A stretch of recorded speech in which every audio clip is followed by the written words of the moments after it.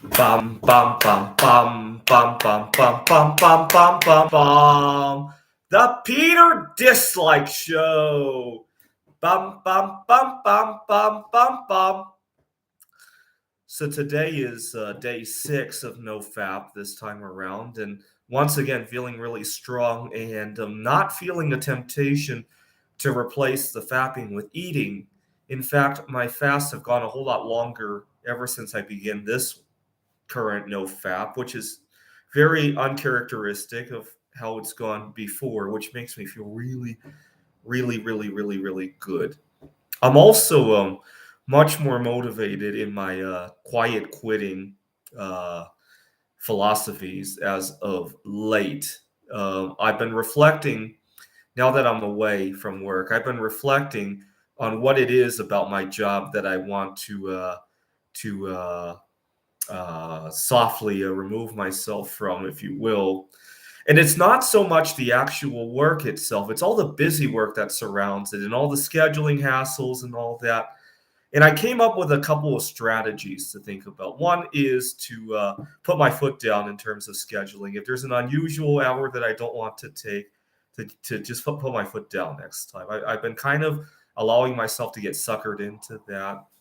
Actually, yesterday, I needed to get some paperwork from my HR about I uh, I had gone to work sick and I didn't feel comfortable about that. So I wanted to find my pay stubs because in Arizona we're supposed to have how much sick time listed on our pay stubs. I had problems in the past with sick time like that. Here in Arizona, we're supposed to get an hour every 30 hours worked. Over in Seattle, it was 1 hour every 40 hours. I'm surprised we actually are mandated to get more here. But I never had any success using it over in Seattle. All of my employers have played tricks to say why they shouldn't have to give it to me. And it's not something you want to argue with somebody about, right?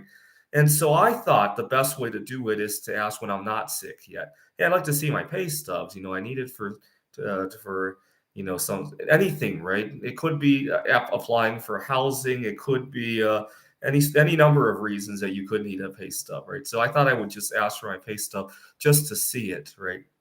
And while I was looking at it, I said, well, when I was hired, didn't we talk about having a review at the turn of the year because my goal was to get to this amount, right? And then she started to the this is the basically my boss's boss.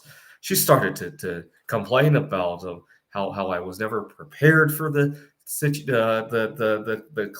class. I work at a tutoring center. How I leave my desk as a mess, and I'm thinking to myself, you guys only pay for 15 minutes of prep time. What do you expect? That's what I so badly wanted to say. I mean, and then they have the audacity. Yesterday, I was talking about how I often have these unpaid gaps during the day, and they still, if I don't pull myself away from the center, which I really try to do sometimes, but unfortunately, the center is in the middle of nowhere. And then my boss has the audacity to ask me to do all these chores and prep work. And I sometimes almost think he schedules my work like that just to get that hour of free work out of me. I sometimes almost think it's done that way. It's just too bad where that center is located, right? I so badly wish I could just pick up and go somewhere, even if it's just like a next door, like a some like a grocery store with a cafeteria inside where I could sit down and just to get away from that, right? And that's something that I'll definitely have to stick to my guns and not allow myself to be bullied. I've noticed things like that. You give an inch, they'll want to take a mile. So don't give in to that. Another thing I could try to do is to do everything that my boss's boss had said yesterday, but then try to bill them for the time, right? So well, this actually didn't just take me 15 minutes. This took me more like 45 minutes, right? And write it down on my time card and see what happens, right? That could be another way to resolve the differences, right?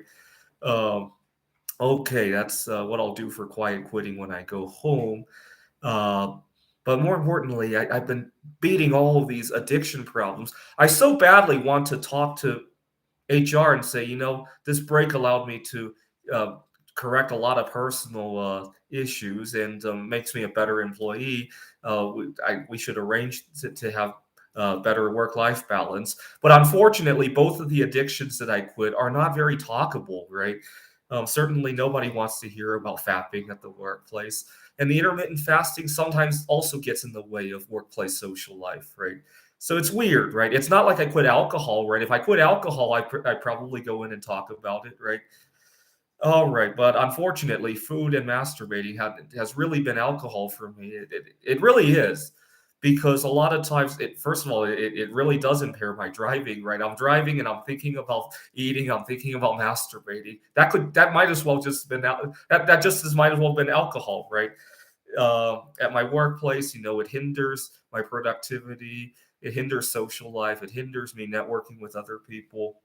Unfortunately, we as a society don't see it yet, right? This is the Peter Dislike Show. Bum bum bum bum bum bum bum bum bum bum bum bum. The Peter Dislike Show. Bum bum bum bum bum bum bum.